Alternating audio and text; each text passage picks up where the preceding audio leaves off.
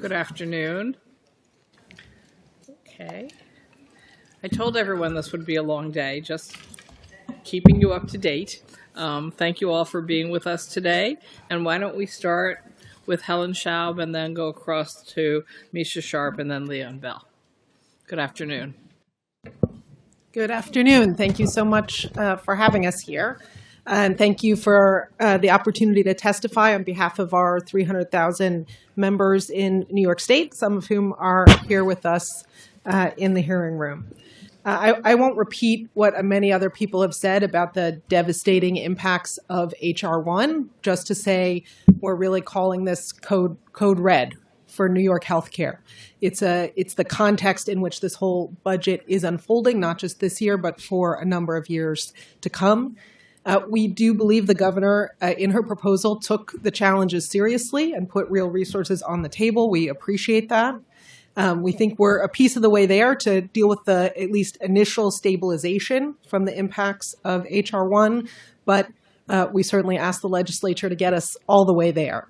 One is to make sure that the additional dollars, which the federal government has allowed to be collected under the MCO tax, are kept in healthcare, as well as if we don't need the $2 billion that were set aside for supporting the essential plan, to keep that in healthcare. VAPAP has to be restored. I'll say this week we're in the middle of two crises, if not more, with hospitals not making payroll, filing bankruptcy, et cetera. We need that VAPAP money. We want as much of the dollars being invested as possible into permanent rate increases, not just kind of one-off year-to-year investments, which make it very difficult to do things like settle contracts, et cetera. We've got to address the low nursing home rates, particularly upstate, because those facilities are not able to retain their staff, invest in their staff in the way that they need to, and fully restore nursing home capital. Finally, we think this is actually the year to set ourselves up for the crisis to come. I mean, I think there is tax revenue, there's other opportunities to invest this year, but the problems are going to get much, much worse as the cuts kick in. We have a couple of proposals. One is a savings proposal, the Home Care Savings and Reinvestment Act, taking $3 billion in savings that isn't necessary, being spent on insurance company admin and profit, helping to reinvest that in our home care system and stabilize it. If we enact it this year, we're going to have those savings when we really need them. There's also an opportunity to tax the out-of-state profit transfers of major national insurance companies. It's over $1 billion in transferred out-of-state this year, as well as thinking about instituting an across-the-board MCO tax that would replace the one that was disallowed under H.R. 1. That could give us some resources to invest, particularly in maintaining coverage for those folks who might otherwise lose it. So I think, we've got to stabilize. We're three-quarters of the way there to do that this year, but we also need to take steps this year to have the resources we're going to need in the much leaner years ahead.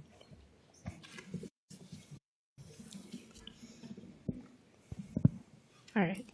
Good afternoon. Thank you for the opportunity to testify. My name is Misha Sharp, the Assistant Director for Health Policy at 32BJ Health Fund. I'm here today to urge the legislature to prioritize healthcare affordability in New York's budget this year by including a fair pricing policy that caps the price of routine services at a reasonable rate.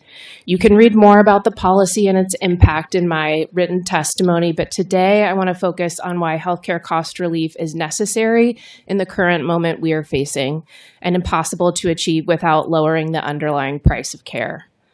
Buying health insurance for your family in New York State now costs over $27,000, the second highest of any premiums in the country. We have the highest premiums for single coverage in the country.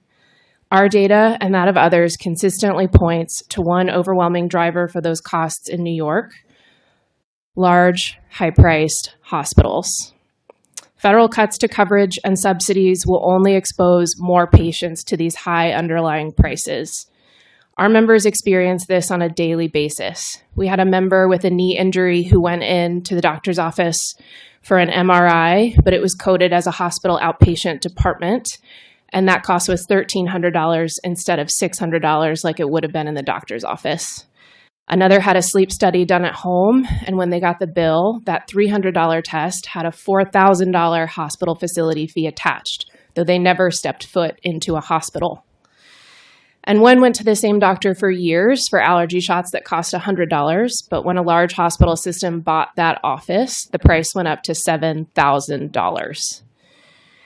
These kinds of wasteful price increases, rooted in consolidation and revenue ambition, push New Yorkers away from seeking the care that they need. This is what a fair pricing policy would solve. Some would have us believe that not even a sliver of hospital revenue can be spared in service of patient affordability. But we're not talking about revenue from safety net, public, or rural hospitals who are exempt from the Fair Pricing Act. We're talking about revenue from large consolidated health systems, 5 of whom have amassed over $30 billion in total net assets in less than a decade, a 100% increase. It is not acceptable that New Yorkers are forced to delay care due to cost, or that nurses have to strike for safety on the job, while large health systems use their resources to buy Super Bowl ads and pay their executives over $10 million a year. The strong coalition behind the Fair Pricing Act, including labor partners, community organizations, and civil rights advocates, shows the need for tangible and immediate action to lower healthcare costs. Thank you for your time.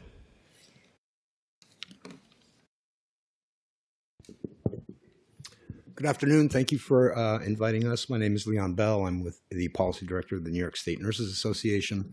I want to echo some of the comments that were made by my colleagues, brothers and sisters in the labor movement, in terms of addressing the affordability crisis and supporting a lot of the proposals that are in the budget that do provide support for maintaining vital health services and keeping our hospitals and other healthcare facilities open for care.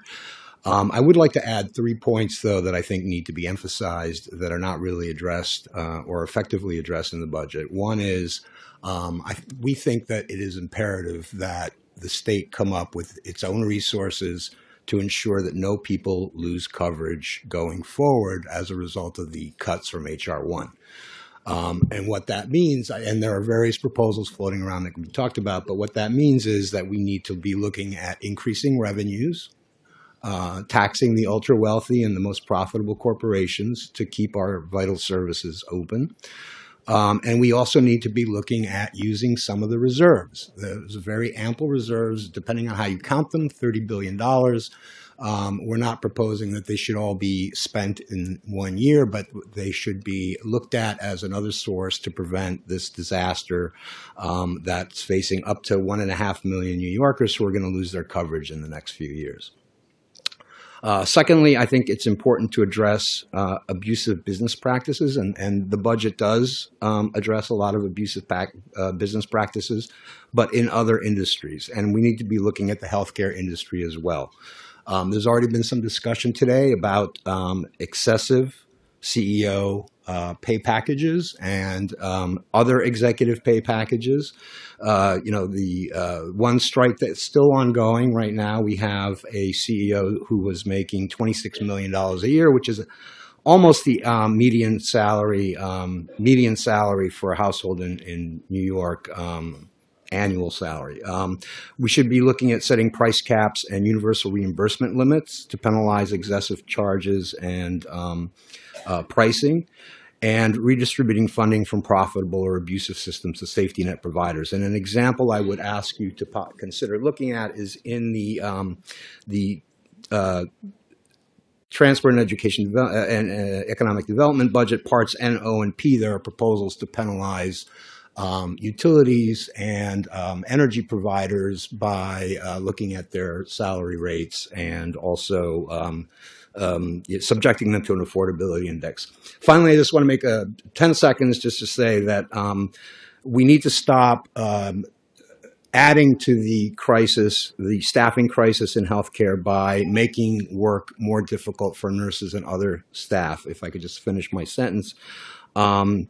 we're looking constantly to add to their workloads through these various proposals that also endanger patient safety. And I think we need to stop doing that and start looking at ways to increase recruitment and retention in the workforce, which is the key to addressing Thank you. I'm this sorry I crisis. have to cut you off there.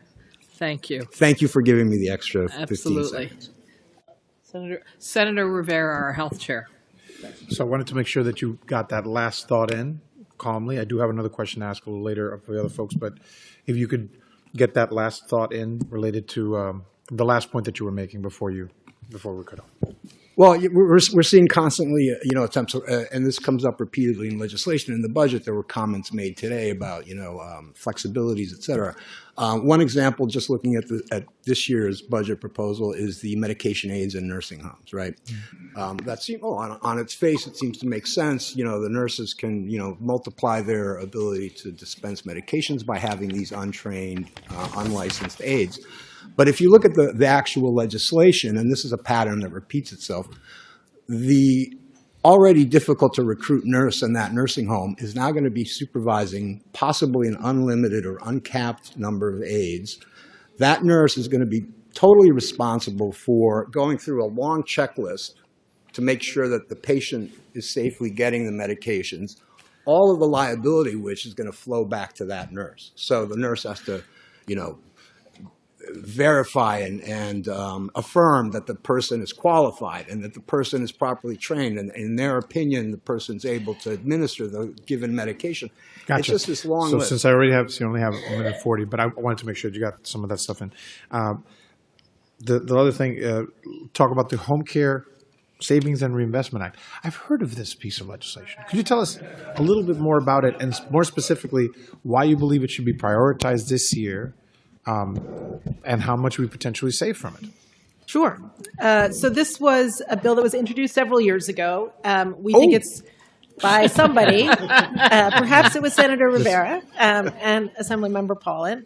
And it would basically recognize that 10 years ago, there was an experiment to move all of home care under managed care, all of home Medicaid personal care under managed care. The idea then was that it was going to save the state money. And that it was going to move everybody into more integrated care programs where you could capture the Medicare savings. I think 12 years on, it's very clear that experiment has failed. The size of the program tripled. It went up 300% during that period of time. So it cost the state a lot of money, did not save the state money. And 80% of people are still in this Medicaid-only product, where basically the state is paying the managed care company a per capitated rate, and that plan is paying for one service, which is home care. It's essentially pass-through funding. It is not an insurance managing care and managing a bunch of different services. We think that if you eliminate the role of those largely for-profit insurance companies, have the state pay for the care directly, and then have the state pay for care management directly, it saves about $3 billion a year. $3 billion a year, and it's 2332A to my colleagues. 2332A, S, 3232A. Thank you so much. Sure. Thank you. Thank you. Assemblywoman Gonzalez Rojas. Always fighting with the mic. Thank you both, all for being here. And Leon, we stand with your nurses. So many of us have joined them in the cold as they continue to fight for dignified wages and working conditions. And we are with you. So thank you. And we hope for a resolution at Presby. Helen, I did want to follow up on the Home Care Savings and Reinvestment Act. I did see some amendments to the managed care program in the budget, in the executive proposal, but can you share more what was proposed and what's lacking in terms to address the issue you just mentioned?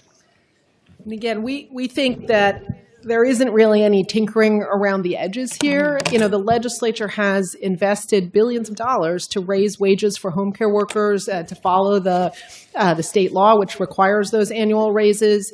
And much of that money has not made it to the providers who are then responsible for paying those increased wages. And it's because under the waiver, the state has to delegate a bunch of authority to these managed care companies to set prices, to decide who they're contracting with.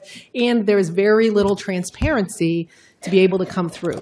You can't tinker around the edges because it's really fundamentally a structural problem with handing the authority for this program to these unaccountable companies, and we need to take them out in order to be able to set up an accountable and transparent system, and frankly, to have the resources we need to support an aging population, which is going to continue to need care. We can't afford to let that much money get sucked out of the system to get sent to Elevance and United Healthcare and all of the other companies that are making money from this program.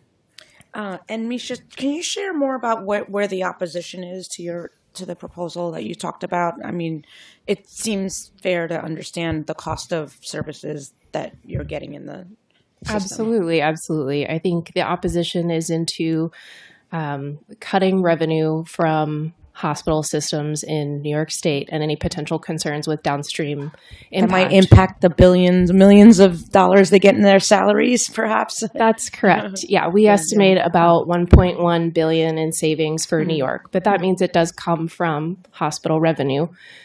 Based on our analyses, that seems like something that is withstandable and reasonable. Pose, can I share? Sure, absolutely. So I think we would say a couple of things. One is we got to talk about floors and not just ceilings, because again, we've seen the crisis with underfunding on the Medicaid side. It is you can't talk about what's happening with healthcare pricing and in the healthcare market without that piece of it, since it covers 7 million New Yorkers. Number one. And number two, I think we would say we represent union workers in hospital clinics. We understand there's complexity to how this plays out, but there's reasons why hospitals, clinics are more expensive than doctors' practices. They see everybody. They have translators. They have social workers. They have very complex patient bases in a way that your average doctor's practice doesn't do, right? And can discriminate and not take Medicaid and not see complex folks. So there's a reason why. Sorry, Helen, some I have things to are more cut you expensive. off, even Got though it. Thank you. it's You- my and bill. even though you agree with me. Even though I don't agree with you on my bill, but that's okay. It's the clock that controls us. Thank you. Okay, Senate? Anyone? Oh, you're good? Okay. Oh, hello, Senator Gonzalez. I didn't see you come in. Please. Oh, Hi, it's so good to see you all today. I'm Senator Gonzalez. I represent Queens, Brooklyn, and Manhattan, and I also chair the Internet and Technology Committee. The intersection of healthcare and AI makes a lot of sense for a member like me, since I represent hospitals like Bellevue and NYU Langone and Hospital Row. We recently did an op-ed actually with NYSNA to talk about how some of the wealthiest hospital networks in the entire state are investing millions of dollars into artificial intelligence. And this year, we have a $1.5 million proposal in the executive budget to put money into AI in healthcare. And what I'm trying to understand in the context of course, the challenges a lot of unions are facing in negotiating with these wealthy hospital networks for things like safe staffing, what your members believe about AI in healthcare. Because what I'm noticing is these hospitals are trying to move towards automation and outsourcing a lot of patient care. So again, would love to hear from all of you what your members think should happen at the state level. Sure. From NYSA's perspective, I mean, this is a problem that sort of appears across a range of sort of settings. First of all, there's the concern that there's no regulation, and we don't know how accurate these systems are. There's this gold rush mentality where dozens and dozens of companies are putting billions of dollars into creating these tools, and no one really knows how they work, how accurate they are, what kind of biases. There's also the issue in terms of overriding the professional, opinion and autonomy of nurses and other healthcare workers in terms of, you have to follow the program, and that then, steps on their professional judgment. And then finally, there's the workforce effects, right? One area that we're very concerned about is, and this is combined with, there were some comments supporting, for example, interstate compact for nursing is using out-of-state providers in low-wage states to provide, using AI and telehealth to provide healthcare across state lines for New York residents, displacing New York workers and replacing them with low-cost staff from, other states. So there's a whole range of issues, and I think that that's something that really needs to be looked at to make sure that we are not, just sort of opening the door to these investors to just take money out of the system. I mean, I can say super briefly, I think our members would say sometimes there are functions that they might consider beneficial to help spend more time with patients, not doing notes, et cetera. So there's roles that AI can play. However, it has to be regulated, it has to be overseen. There has to be a strong labor voice in looking at the impacts and what needs to happen. Thank you. Looking forward to working to bring that labor voice into the conversation. Thank you. Thanks. Assemblywoman Kellis. Great.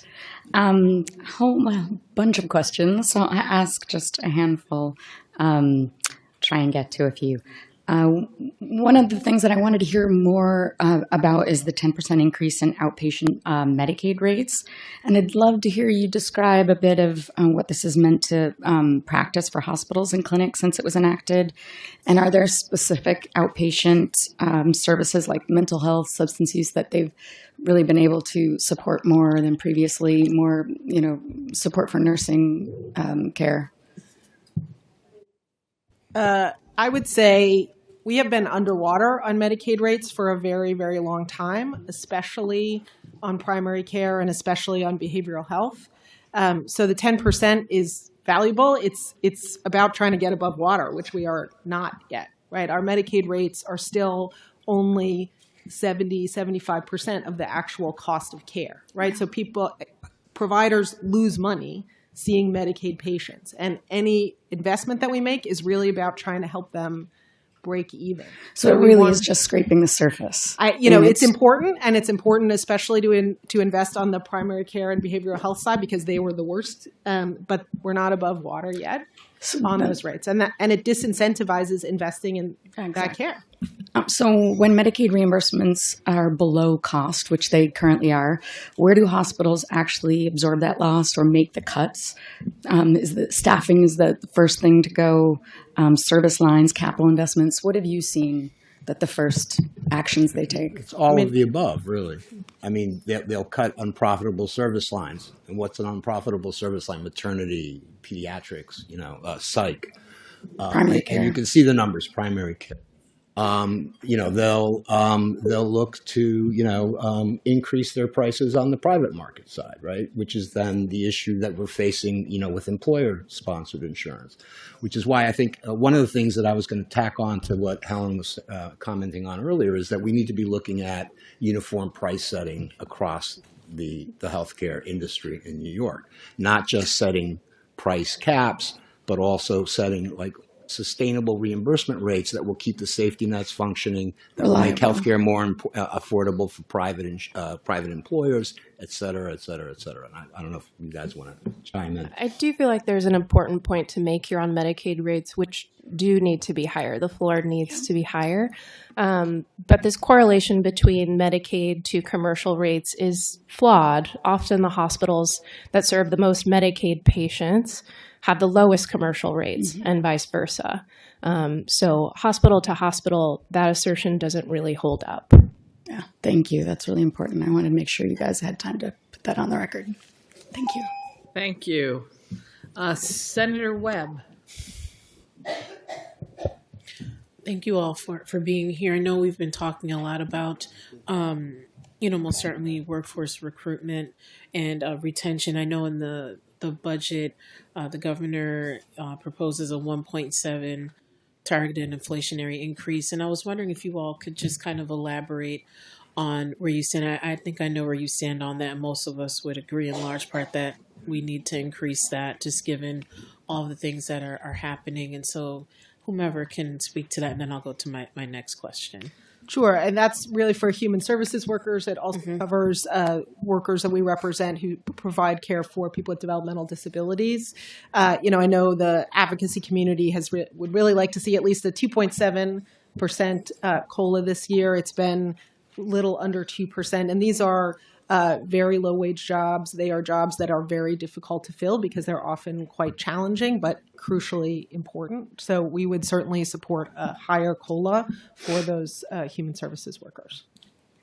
Anyone else want to? We would echo that. It doesn't directly affect a lot of our nursing workforce, but it's ridiculous that, these agencies are trying to get by on such low wages.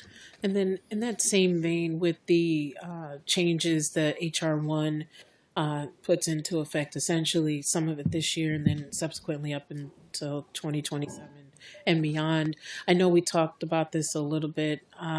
Certainly it was reflected in some of your comments, but could you expand upon what are some additional considerations we should be looking at as a state to try to address some of these very important programs that most certainly your members play a major pivotal role in improving access to care? So I was wondering if anyone wanted to elaborate on kind of what are some things that you are seeing. I know our commissioner earlier alluded to, there was a question around people losing coverage, and the commissioner had a differing approach on that, but I was wondering if you could expound upon that, some of the things that you all are working on through your vantage point on the issue.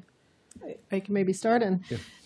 So I would say one thing it's important to recognize: people losing coverage has multiple impacts. Obviously, for those folks who are then going to struggle to access care, also means there's a spike in uncompensated care because they're going to still seek emergency services, other services that people don't choose necessarily to seek. And that means the providers are not going to get reimbursed because they're seeing a higher level of folks without insurance. We've made tremendous progress in the state in reducing the number of people without insurance, and HR 1 really threatens to reverse that progress. And that's why we need to step up, intervene as much as possible to protect New Yorkers from these kinds of impacts. The last thing I'd say is, part of the impact is these new work requirements that are going to go into effect on January 1st. We have some ability to help people meet those. It's not that they're not working, it's that it's difficult to prove that you're working, and we ought to be helping people meet the requirements so they can keep their coverage. Assemblyman Thank Norber? you. Thank you all three for being here today and for taking time for your day to answer all our questions. But my question is more directed to Ms. Sharp. I really connected with everything you said in your opening comments. I represent parts of Long Island, and many of my constituents are coming to me and saying, look, I'm going to the hospital. I need to go to the hospital. I need to get this checked out. But I know that if I go to another country, a country of origin, the rate will be 10%. The cost will be way lower than they're supposed to be. What is your recommendation? I see that you've done a lot of research, probably you and your organization, that what could we do to help cut costs in hospitals, or what would you recommend us as legislators do? Yeah, I think there's a lot of evidence in the American healthcare system that we don't use more healthcare than other countries. We're not sicker than other countries. We're not heavier than other countries, so there might be a little bit of evidence about that. The real difference is the prices of the care underlying the cost. And so especially on the commercial side, those prices have been allowed to rise over 100% in the past 15 years. And so if we want to think about healthcare affordability and healthcare costs, there really is no other choice but to look at the underlying price of care. Have you spoken to specific hospitals and working with them in some way to get this done? Or is there some type of cooperation on their part? We have. That's a great question. As a health fund, we've been working to contract directly with hospitals, so relying less on the carrier and the insurer and some of the practices that have been raised today. When we do that, we found that we've been able to direct contract for about 185% of Medicare instead of close to 400% of Medicare. So that is also, I think, a good solution on the self-funded side. All right. Thank you very much for answering my question. I would just say, we disagree on some things, but I think we concur that if we can take some of the complexity, the administration, the profit on the payer side out, that also makes a difference in controlling costs. Yeah. Thank you. All right, Assemblywoman Forrest.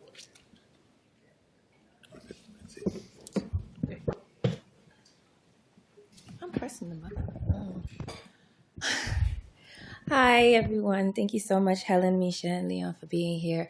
So there was some questions earlier, and I don't know if you caught it, but like asking Medicaid Director Bashiri about, people being dropped off of their insurance, and even asking Ms. Nguyen about the idea that a CEO can make $16.7 million, and you have over 15,000 nurses on strike trying to ask for a decent wage so they could pay the rent. So my thing is that this is a comment, but then I'm going to follow up with a question. When people talk about nursing staff, they often think about RN title, right? But they don't understand that under the RN title, there's LPN, licensed practical nurse. Hey, LP. There's the LPNs, you have the CNAs, you have the PCTs. And when all of these titles don't get it together, then that backs up on some of the other titles, some of the other unions that are not here, DC 37, with some of their cleaning staff, their support staff, clinical staff, care managers, everyone, behavioral staff, everyone gets backed up. And so when the nurses step out, it's because they're representing a larger systemic problem that is allowing a CEO to sit there in his high holy chair, $16.7 million, and not really addressing the patient, not addressing the staff, and not addressing the quality of care, because no one should walk into the hospital and witness the nurse being beat up, much less the nurse witnessing herself being beat up. Can you talk more a bit about when we say revenue, we're not talking about revenue to continue to bolster $16.7 million in salary. We're talking about an overall system that is crumbling under this capitalism, but yet not prioritizing the patient and the person who's providing direct care to them. I'll jump in first. Thank you for letting a lot me to take cook. on. Yeah, go ahead.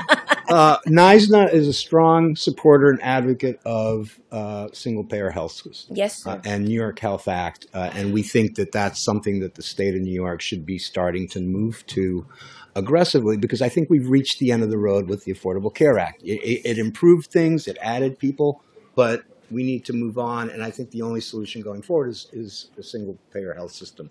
And I'll let you guys also chime in. I think a lot of the problems that we've talked about today, you can trace back to the different ways in which our system allows profit to take precedence over care for people.